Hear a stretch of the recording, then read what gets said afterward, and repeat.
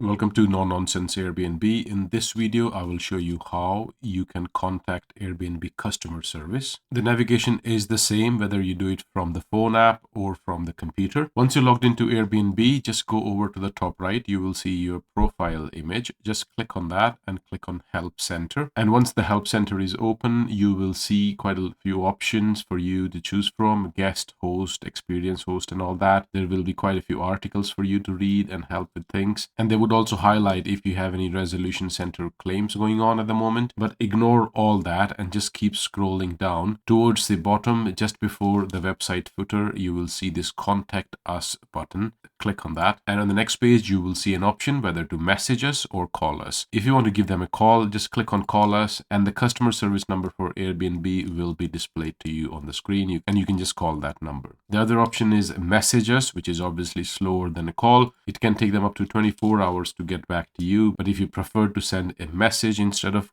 phone call, you can just type in your message and click on Send Message. I hope you find this video useful. Please do like and subscribe to my channel, and leave me a comment if you would like me to make a video about something which is troubling you. Have a wonderful day wherever you are. Bye-bye.